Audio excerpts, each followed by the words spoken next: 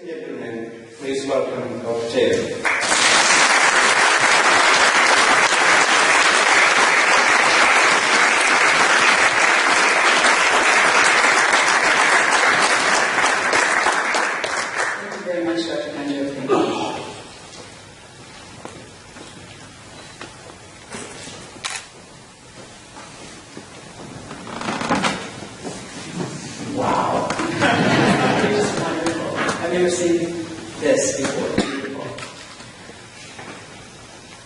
In one of my favorite stories by Rabindranath Tagore, The Wrong Man is called.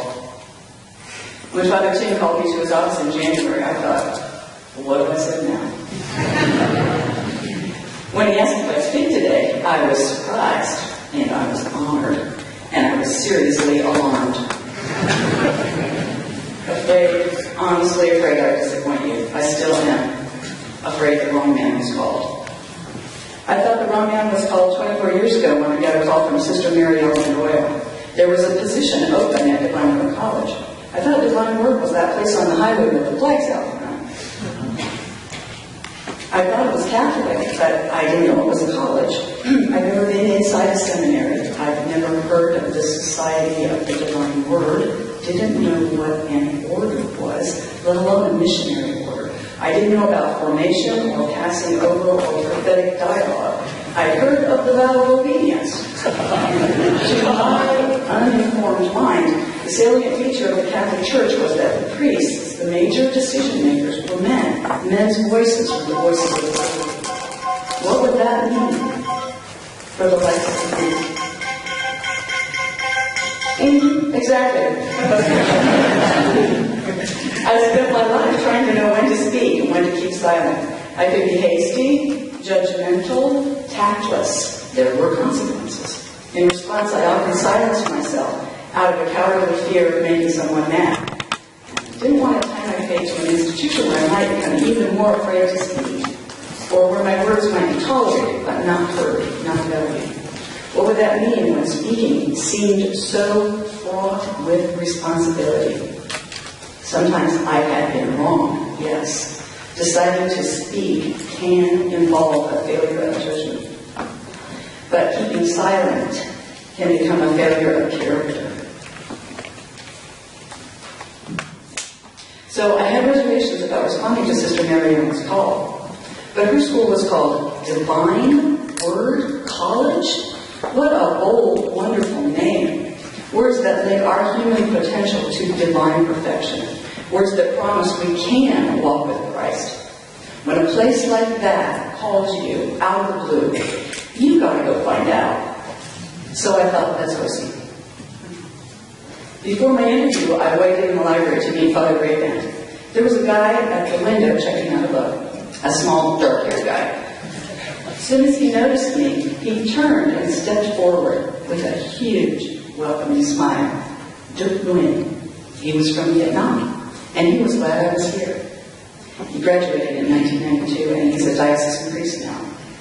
He was self-possessed, hospitable, and more concerned with the stranger than himself. Thus began my education at Divine Word College. My teachers are all around you. Frames full of their colored photos cover the wall in the hallway outside the courthouse. Be sure, if you've never been down there, be sure to go look at them before you leave. They're sitting here in the front row, smiling. Yes. They keep me humble. They keep me laughing and teach me about just about everything. They teach me about perspective. A month ago, Jorge Citino was standing at my desk, frowning, trying to remember a word. He grumbled, I'm not 18 anymore.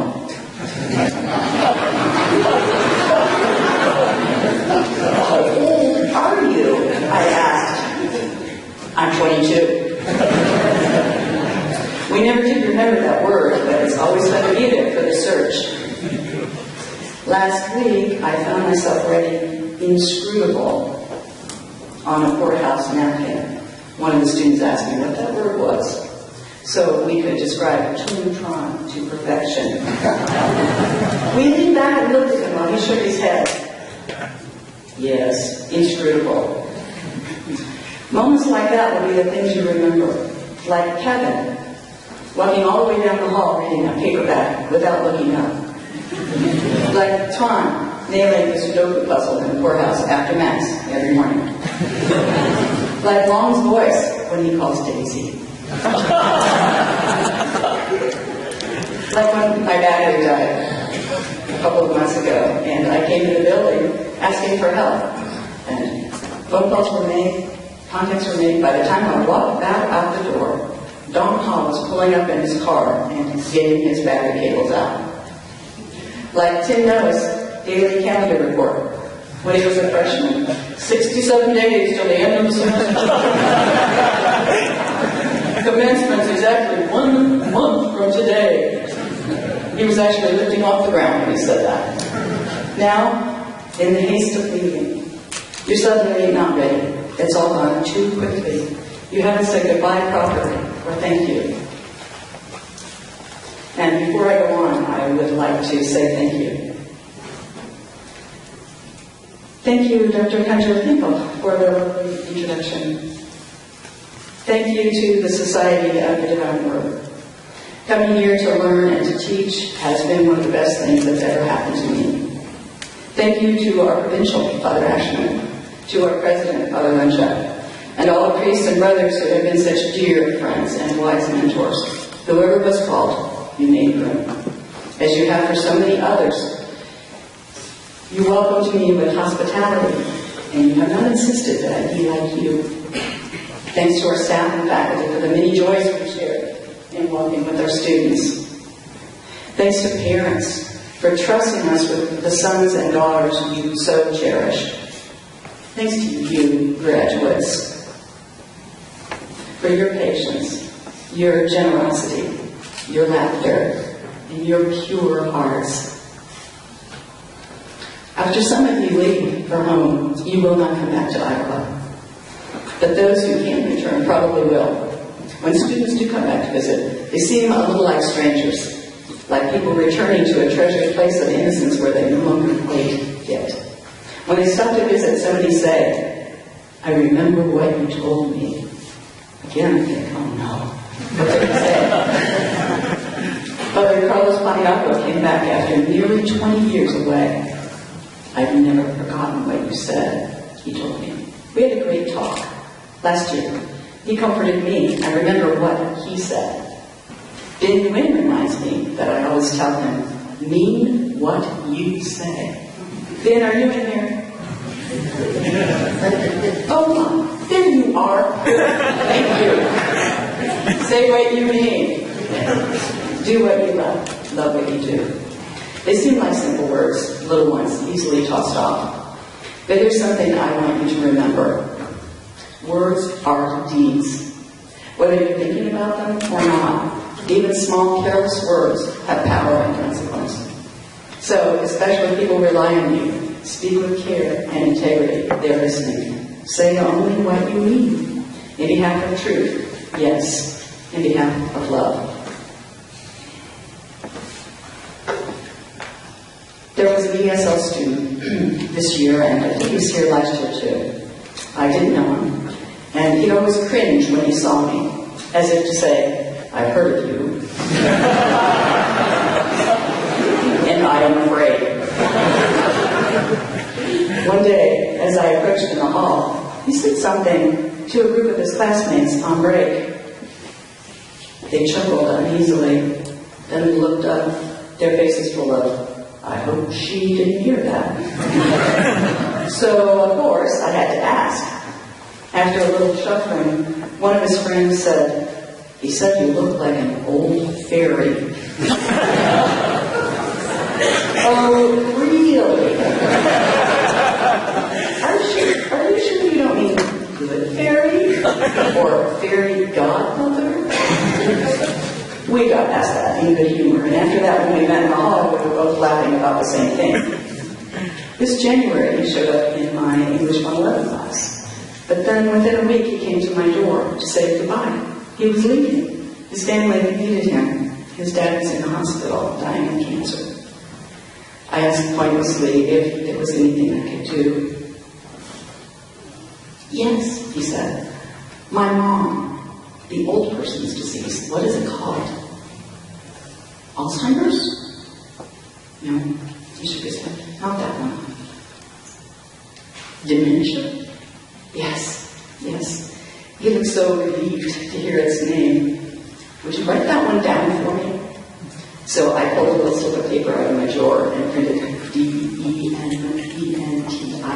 in black letters, thinking of it with due respect. He took it and looked at it carefully, as if seeing the right word there in his hand made a difference. I told him that I admired him. He was doing the right thing to go. His family needed his help. As he folded the paper and tucked it in his wallet, he said, and this is why I'm telling you this story, I don't know who helps who, but I must go. All I could give him was a word for the particular form in which sadness and loss and disintegration would be coming to him next. But he tucked it away and left, feeling somehow strengthened for the task which called. What he gave me was an example of love, making the simple choice, not the easy choice, to respond when called. You will have this choice to make, day after day, the rest of your life. You will want to find a reason to back out, but the world calls. Whether in a voice we know, or in the quiet despair of strangers who need our love. We often hear the call, and don't want to hear it. This student who knew he must go showed us how to respond, how to reach out and be shaped and strengthened by the need, not held back by our fears and limitations. When you respond to the call, you will be changed. After 5 or 10 years away on mission assignments, some of you will come back as SVD priests and brothers to responsibilities at Divine Moore College. Like many of your vocation directors, your formators, your teachers, they come back changed. They come back closer to the earth. Fewer things are important to them. The skin around their eyes has softened. They seem weighted by a sad wisdom. They're slower to laugh or tell a joke. They've seen things they can't change by believing. There's kindness and patience there, a focus. They're more suspicious of the superficial, the trivial. Sometimes they're impatient, but they are not complaining. And they never say, I am Lord. 3 weeks ago, Sister Maria met me in the hall one evening. Doctor, you work so hard, but you never get tired. How can you do that and not get tired? The true answer is, oh, sister, I get tired. I just can't sleep. But as usual, as I tell my mentor Ramon, I made something up and it turned out to be true. I love what I do, I told her. Kathleen Norris says the antidote to exhaustion is wholeheartedness. The key, loving what you do.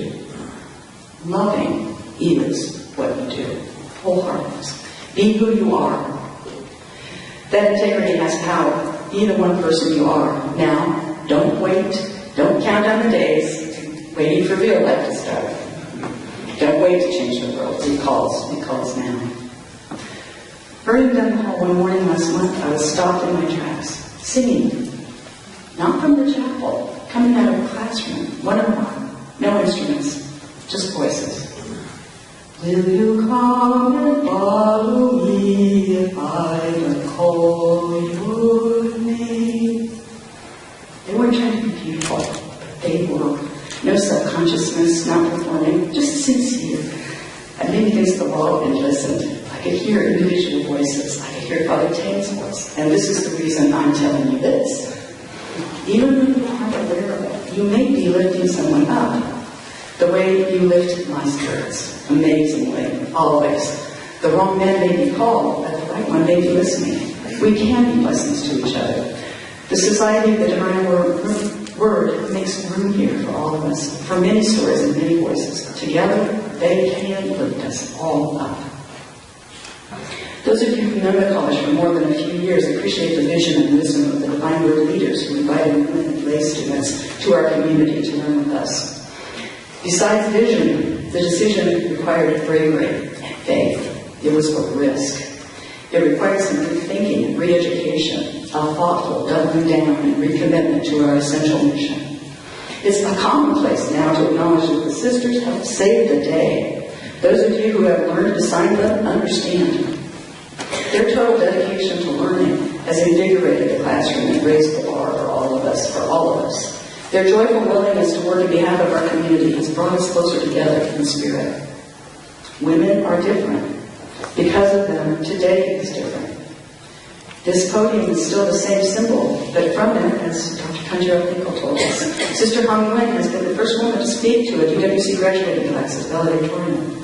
When women do speak, we have special perceptions to contend with. If tears well up, we are emotional, which equates to weak.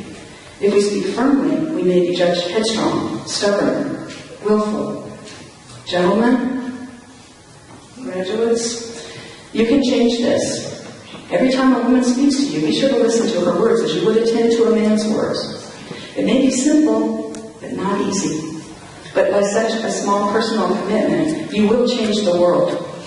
Women are like every person in this room. We are designed to remember, to tell stories, to ask questions, to criticize, to love, to inspire, and to lead.